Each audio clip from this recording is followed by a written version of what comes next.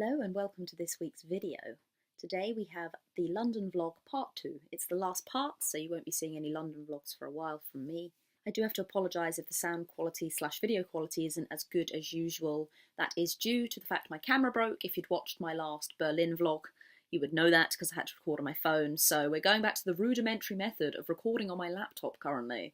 This is what I first started on when I first started my YouTube channel. I'm hoping to get my camera fixed soon, but the clips you have here are actually from my camera, so they're pretty good.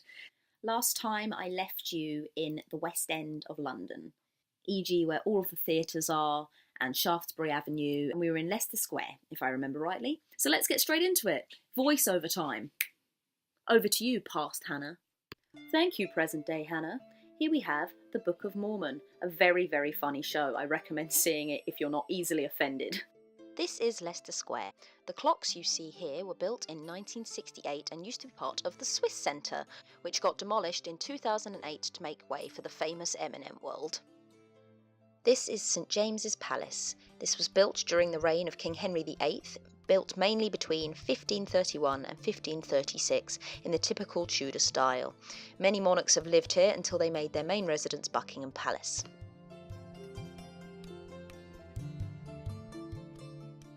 Here we have the famous Ritz Hotel, probably the most famous hotel in all of London. It's associated with high society and is often frequented by celebrities and those with a lot of money.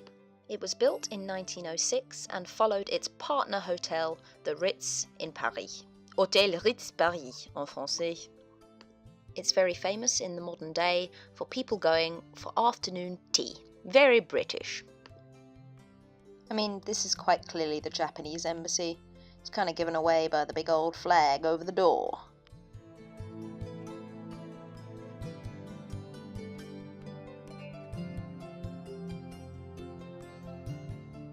There's a lot of war memorials here. That one is for the Royal Air Force, and this one is the Royal Artillery Memorial, which is dedicated to the soldiers who died in World War I, who were part of the Artillery Corps.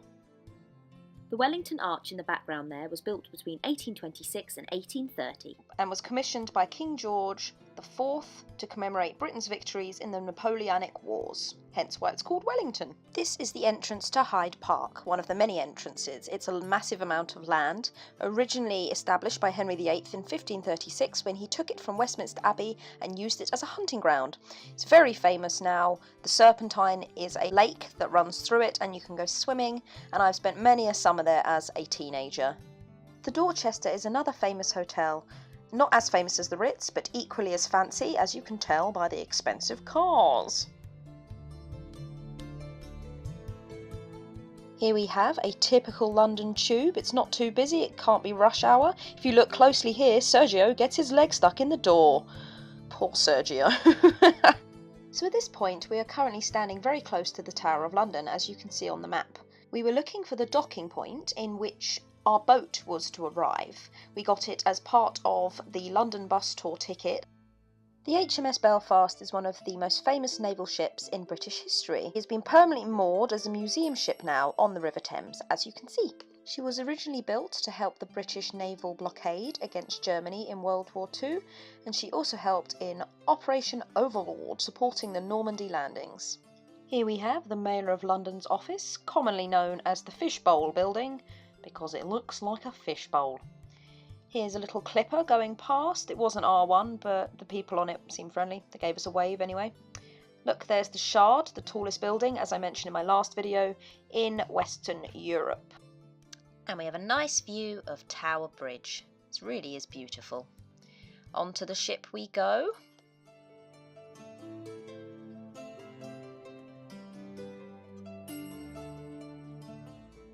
The Thames really does shine on a summer's day. Doesn't she look beautiful? So proud to be a Londoner.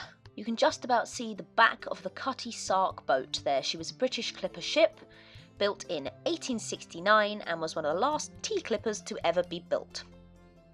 And here we have Shakespeare's Globe. The Globe Theatre was originally built in 1599 by Shakespeare's playing company, the Lord Chamberlain's Men, but was destroyed by a fire in 1613 and 1614. So this current site was rebuilt in 1997. Here we have the OXO Tower. OXO have owned this building since the 1920s. OXO make beef and stock cubes for anybody who's not from the UK. As you can see, everybody here is obeying the Londoner rules of the Underground and staying on the right-hand side and letting people walk down the left if they would like to.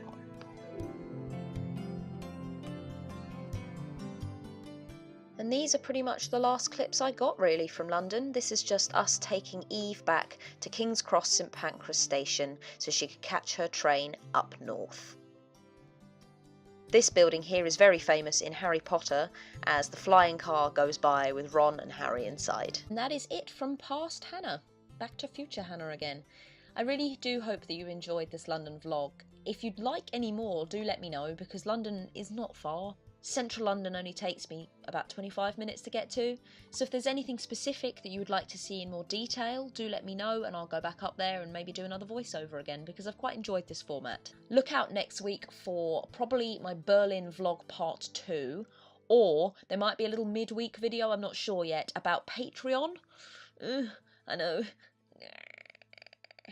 But yeah, I shall see you sometime next week. Have a lovely one. The weather is glorious in the UK at the moment. I hope it is where you are too. Happy Friday. See you next week.